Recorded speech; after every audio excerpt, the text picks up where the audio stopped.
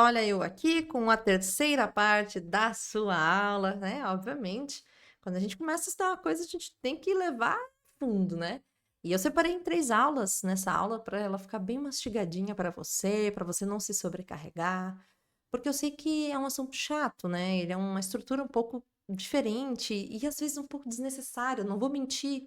Você já sabe falar isso, você só tá aprendendo mais uma forma de falar. Por isso que eu decidi deixar ela bem mastigadinha, tá? Então, agora nessa terceira e última parte, a gente vai falar sobre as perguntas, tá? E relembrando que no final da aula a gente vai ter um mapa mental para quem é bastante visual, assim como eu. Por isso que eu crio mapas mentais, porque eles funcionam muito para mim. Então, quando a gente vai fazer uma pergunta usando essa nova estrutura que você aprendeu, você já sabia dizer você tem, né? Em forma de pergunta, era do you have? Do you have? Essa era a sua pergunta até então. E se fosse dizer nós temos, mesma coisa. Do we have, né? Isso aqui. Deixa eu pegar o laser aqui que fica melhor para você ver. Do we have? Nós temos. Ou então eles ou elas têm. Do they have? Você já sabia fazer isso. Botava auxiliar para frente, massa, beleza, presente.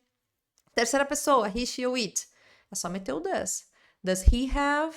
Does she have? Does it have? E o verbo voltava para o normal, aquela história toda. Se você ainda tem dúvidas nisso, volte lá. Seu módulo 1, tá fazendo nada de bobeira. Vou dar mais uma assistida naquela aula, tirar algumas dúvidas, tá? Nunca é demais, a gente tá sempre aprendendo. Então, você já sabe que agora eu posso falar de formas diferentes. Então, recapitulando, que o have agora, nessa nova forma de falar, nessa alternativa forma de falar, ele é o nosso auxiliar. O que a gente faz com auxiliares quando eu uso eles em perguntas? Eu jogo ele para frente do sujeito. Se o meu sujeito era esse e tá aqui, olha o que eu peguei. O meu auxiliar. Opa, aqui não, né, gente? Aqui. Eu peguei o meu auxiliar e joguei ele para frente. Ou seja, para perguntar você tem, eu vou dizer have you got? Have you got? Eu posso perguntar eu tenho? Posso também. Have I got? É a mesma coisa que falar do I have? Mesma coisa, tá, gente? Só que a partir de agora, como eu falei lá na primeira aula, repeti na segunda e falo mais uma vez aqui. O have é o seu auxiliar e o seu verbo, falando em estrutura, é o seu got aqui. E eu falo dessa forma justamente para que você entenda a estrutura, como ela funciona, tá? Então, eu sei que got, na tradução livre, não é ter, mas nessa estrutura a gente pode dizer que sim, ok? Então, para dizer nós temos, eu posso dizer have we got? Have we got? Eles ou elas têm? Have they got? Have they got? Mas eu também posso dizer terceira pessoa, né? Peguei o meu auxiliar de terceira pessoa, que é o has, e joguei para frente. Então, para dizer ele tem, eu pergunto: has he got? Ela tem? Has she got? Tem? Has it got? Né? Quando eu posso falar, sei lá, do parque, da casa. Lembra que tinha um exemplo na parte 2, que era uma casa bonita, mas não tinha um jardim? Ela, a casa não tinha um jardim. A gente fala it, ok? Então, has it got? Tem uma pergunta, né, que você está fazendo em inglês. E lembrando que, mais uma vez, eu não canso de repetir que isso aqui é uma opção. Então, não se desespere, tá? Não se desespere. Não consegui montar essa estrutura de pronto, de primeira? Fala do you have, gente, é a mesma coisa. Do you have e have you got é a mesma coisa, tá? E a gente usa na mesma situação. Vamos ver alguns exemplos aqui. Eu quero também que você preste atenção que a gente vai falar sobre as short answers. Você lembra que as short answers a gente usa sempre o auxiliar para responder. Lembra disso? Por exemplo, eu pergunto para você: do you have a camera? Você tem uma câmera fotográfica? E aí você responde que não, não tem. Você lembra que para responder isso eu digo no, I don't? Porque eu usei o meu auxiliar na negativa, porque é uma resposta negativa. Se fosse afirmativa, yes, I do. Sim, eu tenho. Para responder agora, se alguém te pergunta, have you got a camera? Que é a mesma coisa, tá? Você tem uma câmera, só está sendo perguntado de outra forma. Have you got a camera? Você responde dizendo, no, I haven't. Afinal de contas, o have agora é o meu auxiliar, então eu vou usar auxiliares para fazer as minhas short answers. se tiver um auxiliar, né? No, I haven't. Não, eu não tenho. Na tradução, você está respondendo isso. Se fosse afirmativa, yes, I have. Sim, eu tenho. Sorte, né? Que daí o have é eu tenho, ficou fácil de associar. Mas lembre-se, você está falando o auxiliar e não o verbo, porque a gente não usa verbo em short answers, em respostas curtas. A gente usa sempre o auxiliar, com exceção lá do verbo to be, né? Que você já sabe que a gente usa o próprio verbo to be, porque o verbo to be não usa auxiliar. Ok? Próxima. É uma pergunta também, né? Eu perguntei se a Ellen tem um carro. Does Ellen have a car? Does Ellen have a car? E aí a pessoa respondeu que sim, ela tem. Yes, she does. Já sabíamos disso. Mas eu quero perguntar usando essa nova estrutura. Então eu vou perguntar: Has Ellen got a car? Has Ellen got a car? E você vai dizer que sim, ela tem. Yes, she has. Olha o meu has aqui, ó. Afinal de contas, eu perguntei com has. Se fosse negativa, no, she hasn't. She hasn't.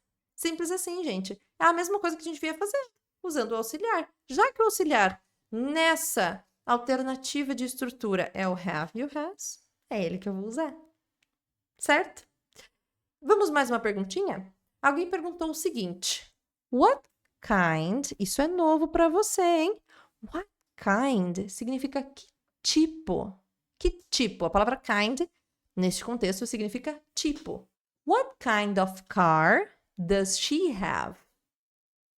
Ou eu também posso perguntar: What kind of car has she got?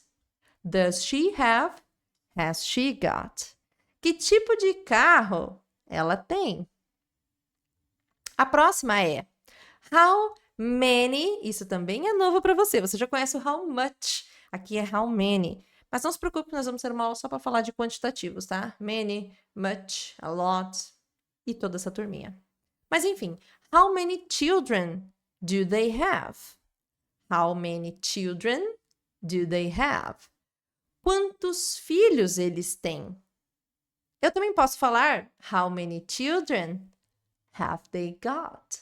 É a mesma coisa. How many children do they have? How many children have they got? Eu quero que você fale isso em voz alta, bota seu inglês para fora. A sua aula não é só para você ficar assistindo em silêncio, não, assistindo em silêncio, calada. Não, calada ou calado, né? Eu falo calado porque eu me refiro à pessoa, tá? Mas é para você, pessoa querida, você não fique calado ou calada na sua aula, fale, repita tudo que você está ouvindo eu falar, tá? Pra gente ir botando esse inglês para fora. Então, fazemos esta pergunta de duas formas, né? Quantos filhos ela tem? Que tipo de carro ela tem? Quantos filhos eles têm ou que tipo de carro ela tem, ok? Isso tudo vai estar lá nas suas atividades, tá? E não se preocupe, a gente vai aplicar, a gente vai falar muito sobre isso ainda na correção de atividades. E agora, conforme prometido, o nosso mapa mental. Gente, mapa mental é maravilhoso, principalmente para quem é visual, né? Você consegue ver tudo que a gente acabou de ver aqui, ó, num grande resumão. Isso é maravilhoso, funciona muito, tá? Para a maioria das pessoas. Então, na primeira parte lá, na parte 1 dessa aula, a gente viu isso aqui, ó, as afirmativas. Então, toda vez que eu for usar estas pessoas, eu sempre vou colocar have got. Todas as vezes que tiver she, he ou it, vai ser has got.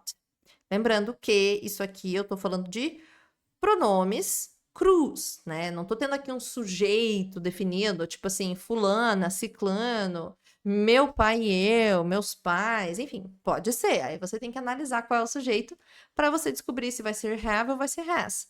Mas lembrando que a tradução disso aqui é eu tenho, você tem, nós temos, eles têm. Ela tem, ele tem, ok? Mesma coisa que se você simplesmente botasse have. Era a mesma coisa. E lembre das abreviações, tá? Que a gente pode abreviar. Eu posso simplesmente botar apóstrofe VE ou apóstrofe S para fazer as abreviações, ok?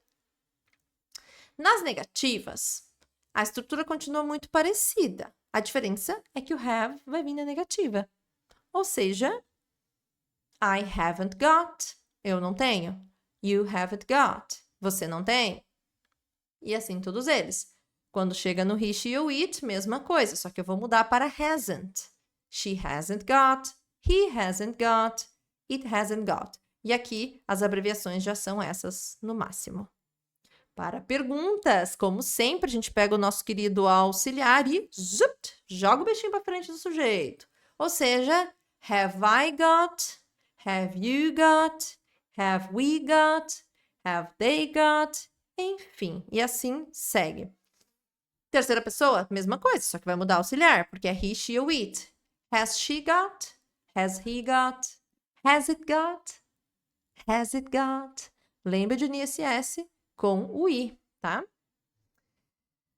E, gente, percebam que é muito parecido com o presente simples, né? Com as estruturinhas que a gente usa de presente simples. A diferença é que a gente usa, inclusive, na afirmativa, a gente usa aqui o antigo verbo, que agora é o auxiliar, né? Que é o have ou has, tá?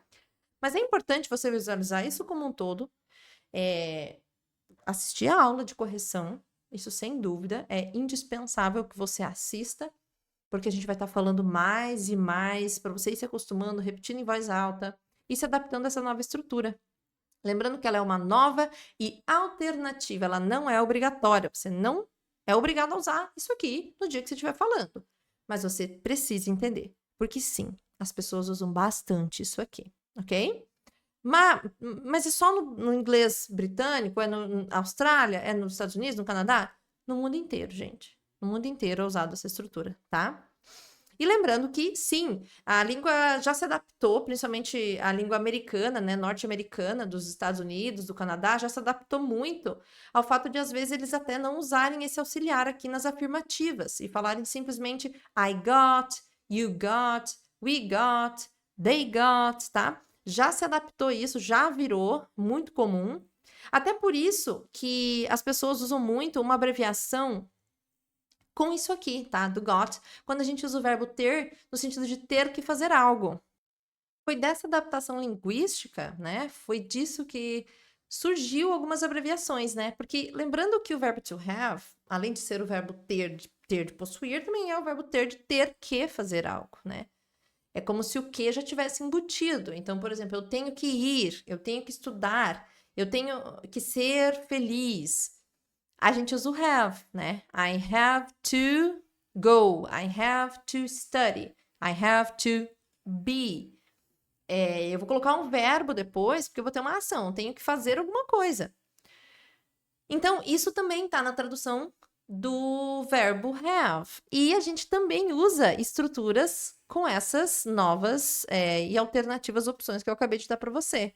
Então, eu posso falar I have to, né? Por exemplo, I have to go, né? E eu posso usar essa estrutura como I have got to. E com o tempo ela foi se adaptando para I got to. E com o tempo virou I gotta. I gotta. Então, de I have got to virou I got to, que virou I gotta.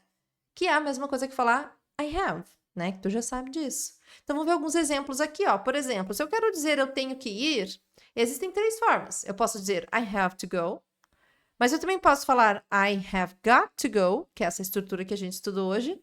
E a abreviação mais comum do dia a dia do inglês, principalmente americano, é I gotta go. I gotta go, que tá aqui. Se for a frase, ela tem que estudar. She has to study.